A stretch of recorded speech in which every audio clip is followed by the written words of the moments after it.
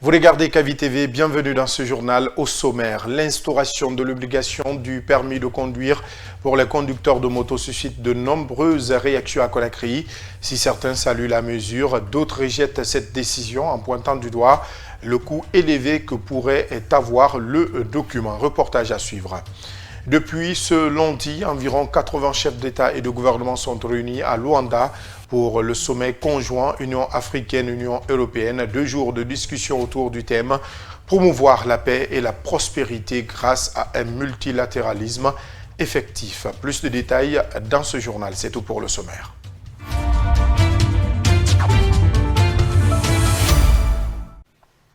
Bonsoir et bienvenue. L'instauration de l'obligation du permis de conduire pour les conducteurs de moto suscite assez de réactions à Conakry. Si certains saluent la mesure comme un moyen de renforcer la sécurité routière, d'autres par contre rejettent cette décision en pointant du doigt le coût élevé que cela pourrait avoir. Réaction croisée dans ce reportage de Khadija Kaba. L'annonce d'instaurer le permis de conduire pour les conducteurs de moto est jugée salutaire chez plusieurs citoyens à Conakry et propriétaires de motos. Pour Alassane Keïta, conducteur de moto basé à Yimbaya, cette initiative est un pas pour la sécurité des uns et des autres dans la circulation.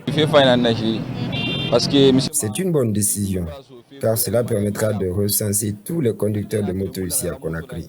Certains exercent ce métier sans en connaître les règles. Il y a trop d'insécurité en ce moment, donc j'encourage tous les conducteurs à aller obtenir leur permis de conduire pour qu'on puisse mieux encourager et identifier les motards.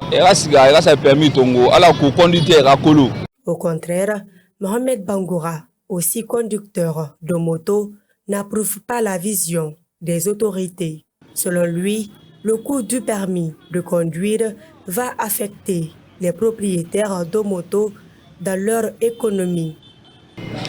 Bon, l'obligation de permis là, ça quand même, ça c'est dommage. Parce que pourquoi? Les procédures nous ont essayé d'impliquer dans les procédures là. Ça c'est, je peux dire, ça c'est une, ça dit, je peux dire ça c'est une dictature.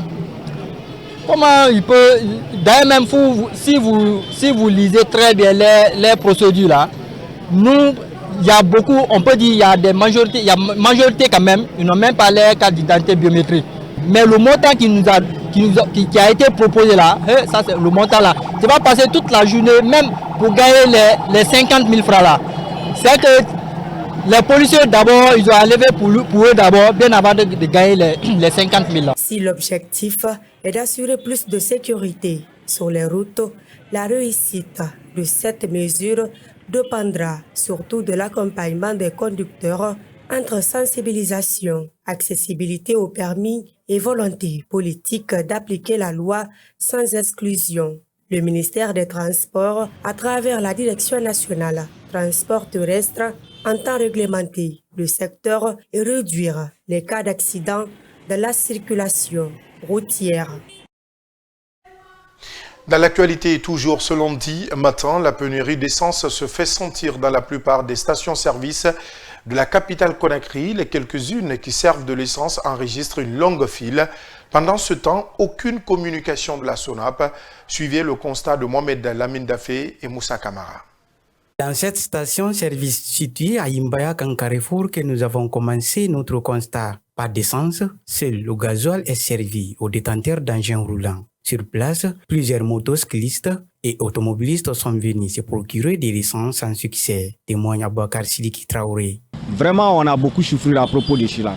Depuis hier, je suis là à chercher le carburant, mais impossible de retrouver même si un litre pour faire mes courses dedans. Alors que moi, je suis un motard, toutes les stations majeures sont fermées, mon frère. Tout est fermé. Même s'il y a des carburants, nous, on ne sait pas ça. Parce que quand on vient seulement, ils vont nous dire qu'il n'y a pas de carburant, il n'y a pas d'essence. Un peu plus loin, nous sommes rendus à la station-service de la tannerie. Ici, contrairement à celle de Yimbaya, l'essence est servie malgré la longue file d'attente. Moulay Bangoura est à Yoruba. Mon frère. Nous souffrons, nous qui avons des engins roulants pour aller au travail. L'essence actuellement est revendue à 25 000 et 30 000 francs dans les marchés noirs. C'est dans les stations où on peut acheter à 12 000. Mais ces stations sont toutes fermées et doivent nous informer par rapport au manque de carburant. Ça ne fait pas me averti. Je fais taxi et on ne gagne pas de l'essence actuellement. Ce qu'on gagne, c'est négocier entre 20 000 et 30 000. Et si nous prenons les passagers, la police aussi nous fatigue. Cap ensuite sur Koza, dans les stations situées autour du carrefour, même constat qu'à Imbaya. Aucun essence disponible, la pénurie dure depuis plus de 24 heures. Et pour l'heure, la SONAP, société en charge de la gestion des produits pétroliers, n'a publié aucun communiqué officiel. La Société internationale de contrôle aéroportuaire et de services de sûreté SICAS a célébré ce lundi ses 25 années d'existence à Conakry, une cérémonie de grande portée qui s'est déroulée en présence de partenaires, d'invités venus du secteur aéronautique ainsi que de nombreux employés, une occasion mise à profit par les responsables de l'entreprise de rendre un vibrant hommage à feu Ismaël Bangoura, fondateur de SICAS Group. Bangali Camara.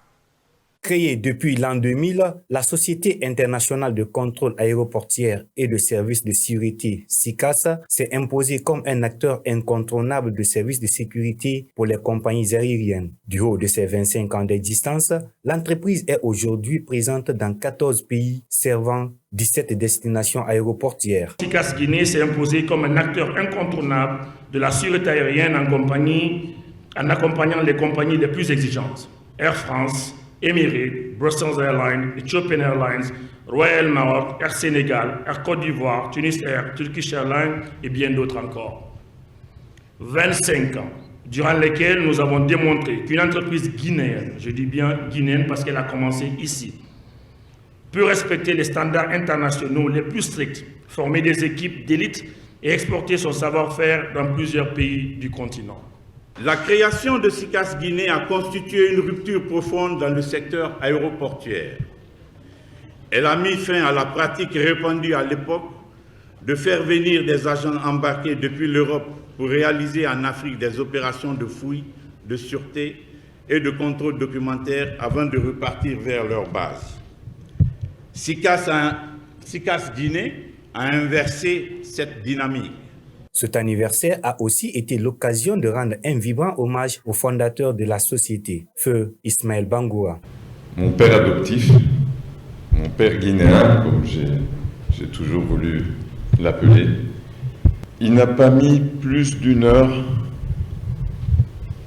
pour décider, je dirais même moins d'une heure pour décider de démarrer cette aventure avec moi. Je suis arrivé avec une idée. Je ne sais pas, je ne pense pas que j'aurais pu rencontrer ou que je rencontrerai dans ma vie une autre personne comme lui. Ça, c'est les mots qui viennent du fond de mon cœur ce soir. Au cours de cette cérémonie, plusieurs témoignages de reconnaissance ont été faits par les partenaires internationaux à l'endroit de feu Ismaël Bangoura, fondateur de SICAS, pour sa clairvoyance, saluant la rigueur, la fiabilité et le dynamisme de l'entreprise qui, depuis un quart de siècle, n'a cessé de renforcer son image dans l'industrie aéronautique en Guinée et dans plusieurs destinations en Afrique. Dans notre industrie où chaque détail compte, pouvoir compter sur un partenaire solide fait toute la différence. Et SICAS, depuis 25 ans, fait que répondre aux attentes. J'étais là, je peux vous dire que j'ai été là pendant 23 ans avec SICAS. On a appris ensemble. La cérémonie s'est achevée par le découpage du gâteau et un banquet d'honneur symbolisant l'unité et la continuité de l'héritage laissé par feu Ismaël Bangoura. Le 25 novembre marque chaque année la Journée internationale de lutte contre les violences faites aux femmes. Depuis 1981, des hommes et des femmes du monde entier unissent leur voix pour dénoncer les violences exercées contre les femmes. Mais qu'en est-il de la situation en Guinée? Nos reporters Guy Babari et Ansoubaï Le Baldé ont rencontré un spécialiste. Suivez. En Guinée comme ailleurs, les femmes sont confrontées à de multiples formes de violence dans le couple, au sein de la famille, sur leur lieu de travail, à l'école, dans l'espace public ou encore sur Internet. Elles peuvent être physiques, sexuelles, économiques, administratives, verbales ou psychologiques, explique Aboubakar Mandela Camara. Lorsque vous prenez le cas de la Guinée, ces dernières années, il y a eu également beaucoup de cas de violences qui ont été révélés, des violences qui malheureusement sont soldées par des cas de mort, de meurtre. Il s'est révélé que les milieux scolaires en Guinée sont vraiment des milieux qui ne sont pas des milieux sûrs pour les enfants de façon générale, mais surtout pour les filles. Ce sont des milieux où les filles sont victimes de plusieurs sortes de violences. Mais les violences les plus récurrentes, les plus fréquentes dans les milieux scolaires, c'est le harcèlement. À l'échelle mondiale comme en Guinée, près d'une femme sur 3 a déjà été victime de violences physiques et ou sexuelles de la part de son partenaire ou d'un autre agresseur au cours de sa vie. Le phénomène ne cesse de s'étendre, notamment avec l'essor du numérique. Cette année, la campagne mondiale met l'accent sur les violences en ligne. Le cyberharcèlement aujourd'hui est une réalité.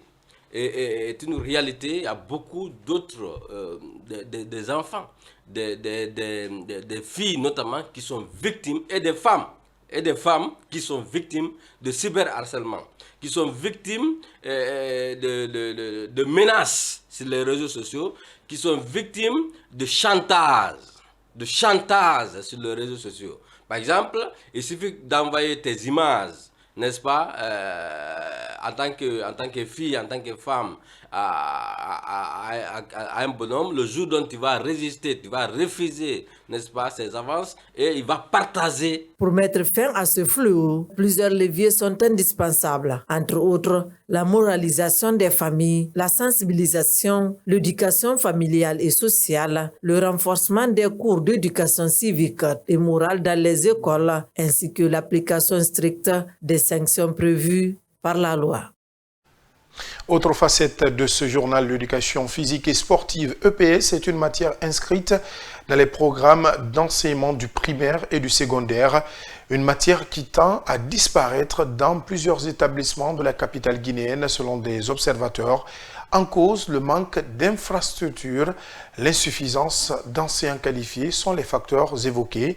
Pendant ce temps, le directeur communal de l'éducation de Matoto précise que la matière EPS est bien enseignée dans les écoles. Amanatou Diallo et Moussa Kamara, reportage. Au groupe scolaire Aïchaba de Yimbaya, l'éducation physique et sportive n'est pas enseignée de nos jours. Élèves et enseignants ont confirmé cette information au sein de l'établissement scolaire public. Tous évoquent le manque d'infrastructures et l'insuffisance de professeurs qualifiés pour la matière. Pourtant, l'éducation physique et sportive entre dans la formation des apprenants, tant sur le plan corporel que scientifique. Il y a des écoles, ils n'avaient pas de l'EPS là-bas. Chaque jour que je viens à l'EPS, les vendredis, elles me demandaient même, où toi tu vas? Je vais leur répondre que je vais à l'EPS. Il dit que moi je ne connais pas ça. Les formateurs ne sont pas formés, ça devient compliqué. Dans les autres écoles, on prend les anciens footballeurs, pour venir donner des EPS dans les écoles privées. Il n'y a pas d'espace, pas d'infrastructure. Donc si toutefois les autorités peuvent venir en aide, trouver ou aménager des espaces, introduire ça dans les différents examens, je crois que vraiment ça va donner un peu de poids aussi à cette discipline. Pourtant, l'éducation physique et sportive entre dans la notation des élèves pour leur passage en classe supérieure, rappelle le directeur communal de l'éducation de Matoto. Il invite donc les parents d'élèves à veiller sur leurs enfants. Il faut que le parent se rassure. Si mon enfant quitte la maison, il ne prendra pas autre destination qu'à l'école. Et inversement. Il faut que les parents se présentent au niveau des chefs d'établissement des écoles au moins une fois par mois. Au-delà d'être une activité physique, l'éducation physique et sportive nourrit l'esprit humain selon les spécialistes. Cette autre nouvelle, la FEGIFOOT a annoncé que le tribunal arbitral du sport TAS a confirmé la décision de la CAF concernant le match Guinée-Tanzanie écartant ainsi le CILI national de la CAN 2025 au Maroc. La fédération précise qu'elle n'a pour l'heure reçu que la décision finale sans les motivations complètes qui arriveront dans plusieurs semaines. Elle affirme avoir défendu le dossier avec détermination lors de l'audience du 17 novembre malgré les difficultés rencontrées tout au long de la procédure. La FEGIFOOT remercie l'État guinéen et le peuple de Guinée pour leur soutien et réaffirme son engagement à poursuivre le développement du football national et à continuer de défendre les intérêts du pays avec rigueur. Et puis, le Fonds d'appui à la promotion des gaz FAPGaz SA mise sur le sport pour renforcer sa stratégie de sensibilisation à l'occasion de la 22e édition du championnat informel de Cancan. L'institution a offert des jeux de maillot, des ballons et une enveloppe symbolique aux équipes engagées. Une action menée dans le cadre d'un partenariat avec l'association des clubs informels de football de Cancan. Guina Boukam. C'est un geste symbolique mais fortement apprécié. Il s'inscrit dans le partenariat entre FAPGaz SA et l'association des clubs informels de football de Cancan CAFIG. Le Fonds d'appui à la promotion des gaz entend s'appuyer sur le sport aussi pour renforcer sa campagne de sensibilisation. Devant les représentants des clubs informels, FAPGaz a procédé à la remise de 3000 maillots, 3000 paires de chaussettes, 300 ballons ainsi qu'un chèque de 100 millions de francs guinéens pour soutenir l'organisation de la 22e édition du championnat informel. La zone la plus impactée en République de Guinée par la déforestation, c'est la Haute-Guinée. Alors, FAPGaz, bien entendu, comme je l'ai dit tout à l'heure, en droite ligne avec notre objectif principal.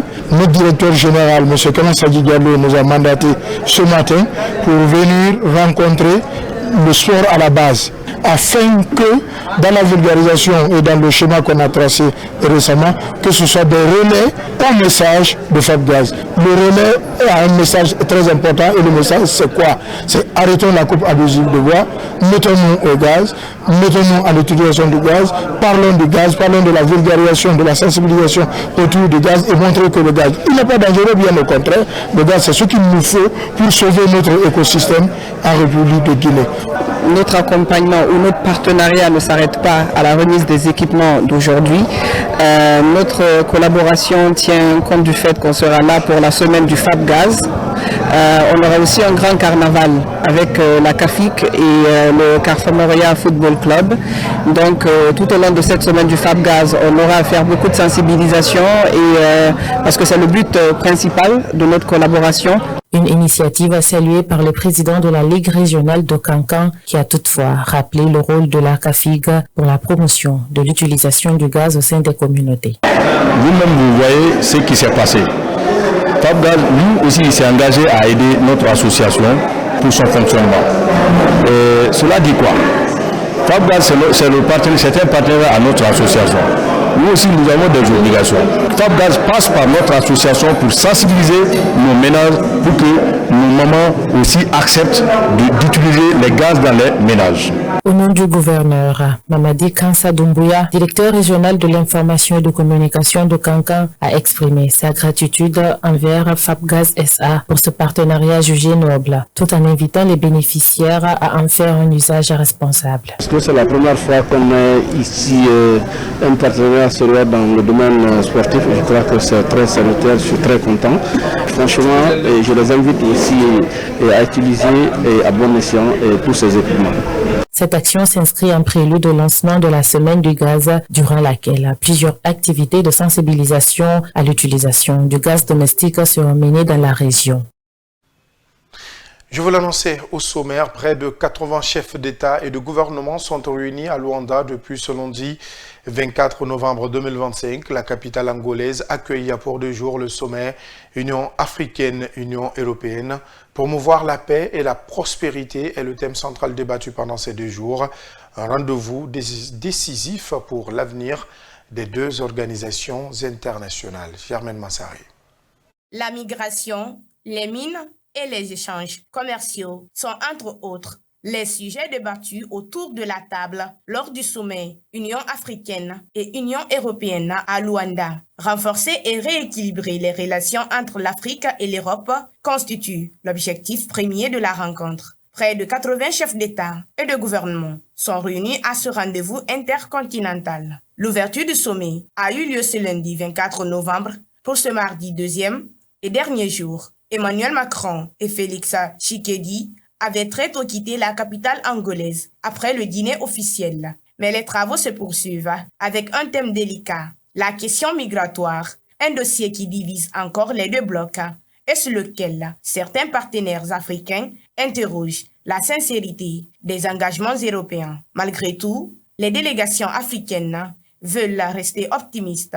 On attend de voir ce que l'Europe va proposer, confie l'une d'elles. Le ministre ivoirien des Affaires étrangères, Léon Katou Adoum, estime de son côté qu'il faut mettre tous les sujets sur la table. Cependant, aucune grande annonce n'est attendue dans le communiqué final. Les deux organisations devraient privilégier les points de convergence et rappeler leur volonté d'un partenariat gagnant-gagnant. Ce sommet marque aussi les 25 ans de relations entre l'Union africaine et l'Union européenne. Une occasion de revisiter un partenariat né en 2000 au Caire, mais qui doit aujourd'hui s'adapter aux nouveaux défis. C'est la fin de ce journal. Grand merci à vous de l'avoir suivi. À très vite sur KVTV, la télé du développement et de l'entrepreneuriat.